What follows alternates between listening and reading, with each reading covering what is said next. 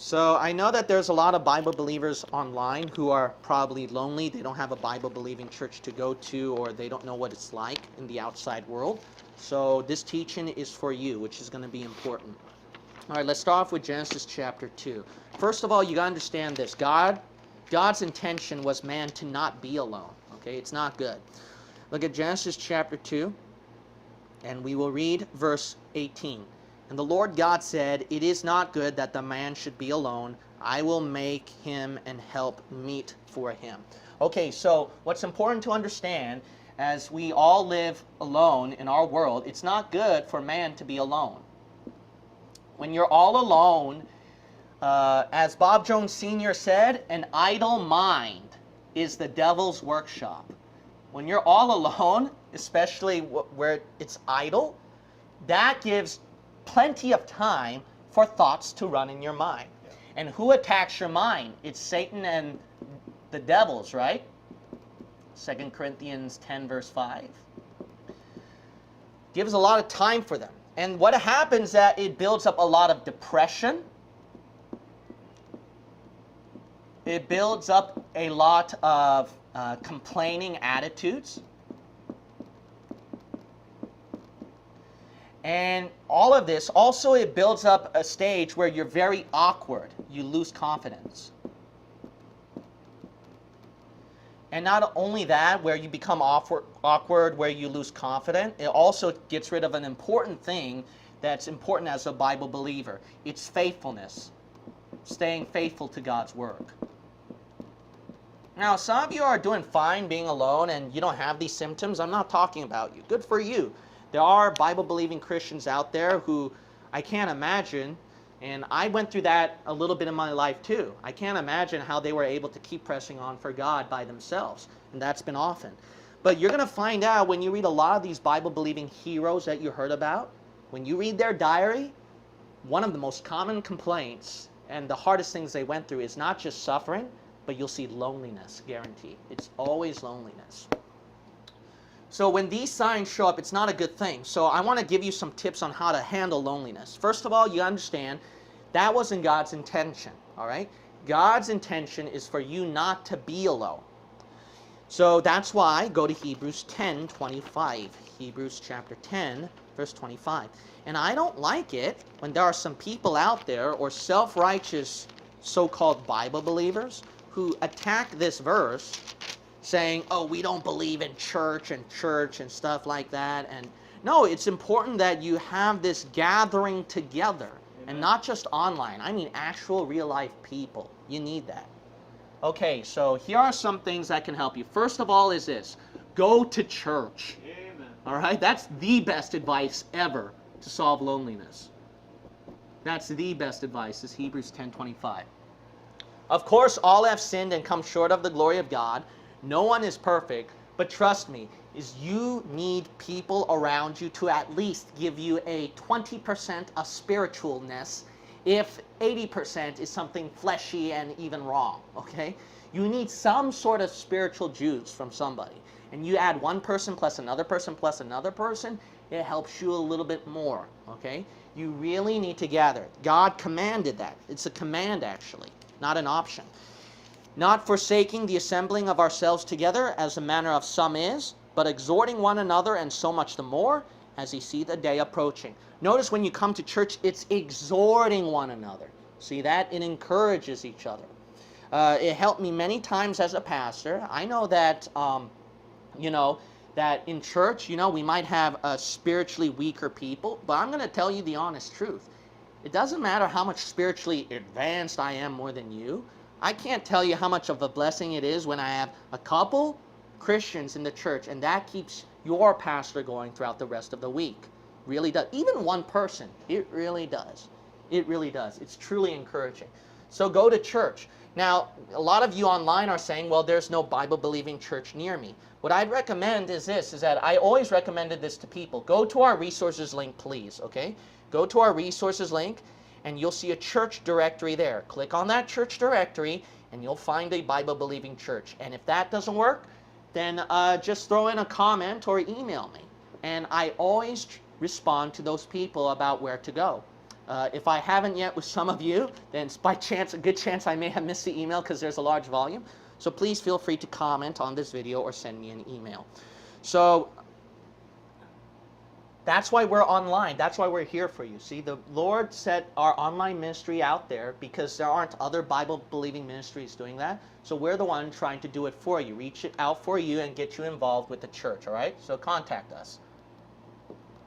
All right, the second point is Mark chapter 1. Go to Mark chapter 1. Mark 1. We will read verse 35. Mark chapter 1, verse 35. Now this one's a very important point. Take advantage of your loneliness now, okay? You got to learn to take advantage of your loneliness. Sometimes loneliness can be a better thing for you. You got to understand. Because look at Mark chapter 1, verse 35. The reason why is this. The best way to have fellowship with God is isolation. There's nothing better with a closer walk with God than you shut off all the dumb internet noise, shut off that technology, shut off all your chats and the people, turn off that cell phone so you don't talk to anybody, isolate yourself from people around you, from sin, just go yourself in your own spiritual closet, so to speak, and just open up the King James Bible right in front of your lap, and that's the best fellowship you'll ever have, is isolation with God. Total isolation with God, without distractions. That's the best thing you can ever have. My best advice is if you know a park or a nice location that's nearby you, go to that spot and look at God's creation and open up the Bible and read His Word. And spend some time in between, like, talking to Him too. That is the most beautiful thing, the best thing you can ever have. Look at Mark chapter 1, verse 35. The Bible says right here, and in the morning, rising up a great while before day, Jesus went out and departed into where? A solitary place. Why did He do that?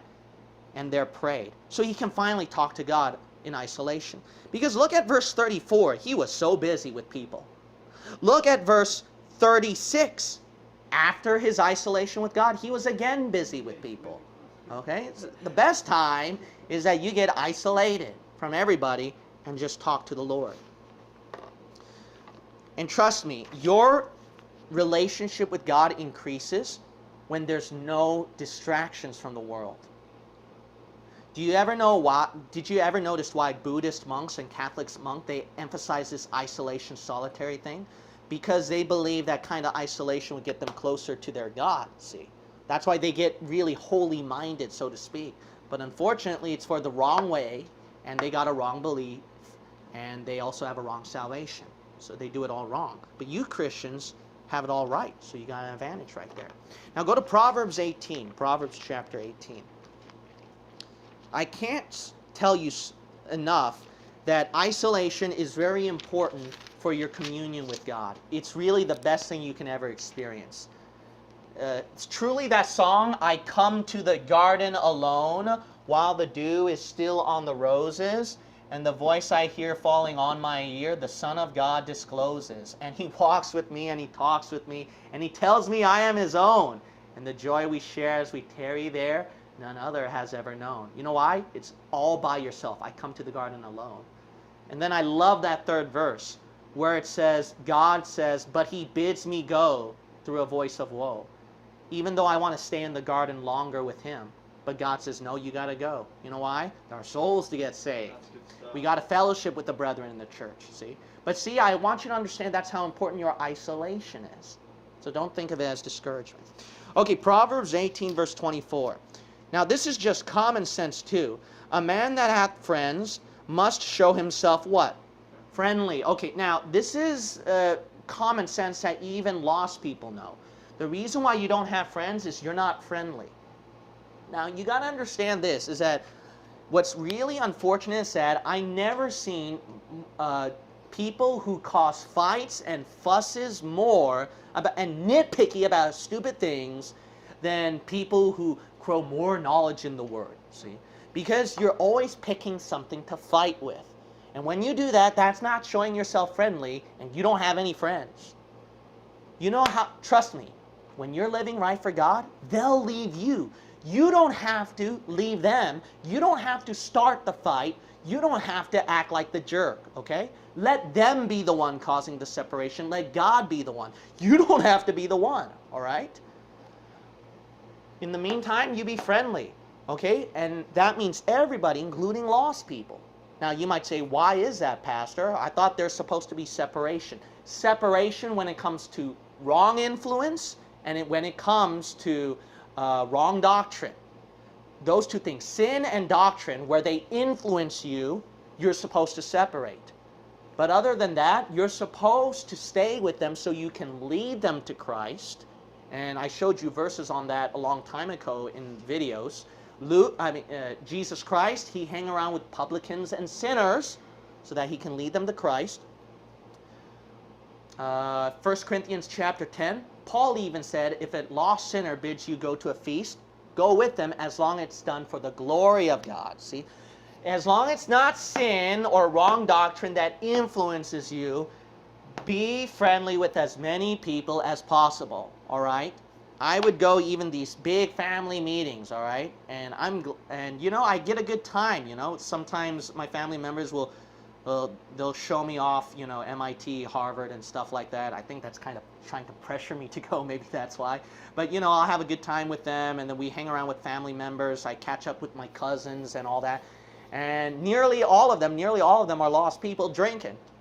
I'm like the only one that's drinking water. See that? But see, I'm not. The thing is, you gotta make friends. There are people around you, and apostate Christians too, even apostate Christians. But trust me, you could use some communication and good times and game and fun and eating out, okay? You need that. You need that. Because how else can you lead them to Christ, right?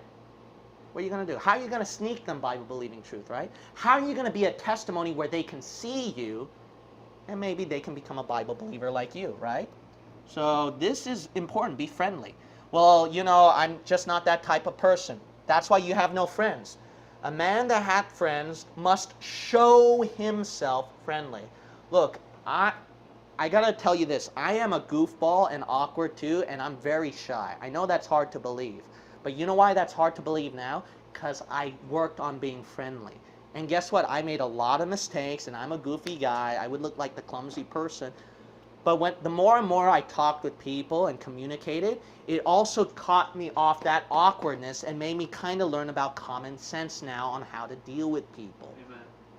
And actually that becomes very important to do better in soul winning. You see that? That becomes better to even teach the Bible, see? Because you know what playing field they're at. Why else did some of you watch me online when I came across really thorough arguments on something? Because I dealt with those kind of people, see? Okay, so in order to not suffer loneliness, that's why these three things are very important. And the fourth thing, which is going to be important concerning about isolation, it's not just fellowship with God. It's not just you got to make sure that you spend time in the church so you don't go alone. Make sure that you become friendly with other people too. But a fourth thing is this. A fourth thing that you got to understand concerning isolation is that when you are isolated by yourself, you should spend that time to take advantage. Now that's very important. Now what do I mean by taking advantage? The Bible says, we'll turn over there. So we'll look at 1 Timothy chapter 6. 1 Timothy 6. I wasn't going to turn there, but might as well. Look at 1 Timothy chapter 6.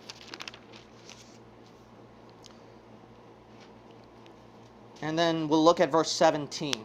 Verse 17. Notice the last part. But in the living God who giveth us richly all things to enjoy. So you got to realize this. It doesn't matter who you are. God has given you everything in this world and in this life to enjoy. Now, just because you're isolated, that doesn't mean that you're bored. Just because you're isolated doesn't mean that you're sad and depressed. Just because you're isolated doesn't mean that you face the most pain in your life. During your isolation, you should take advantage, stop and think, and use your head on what you can do during that isolated time, on what you can do to give you joy, what you can do to accomplish things for God, what you can do to even improve your own personal life.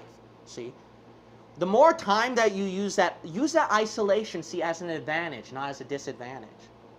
So take up a hobby, play music, draw. Maybe that's how you can become an artist eventually and make money. Maybe that's why you can make beautiful music eventually.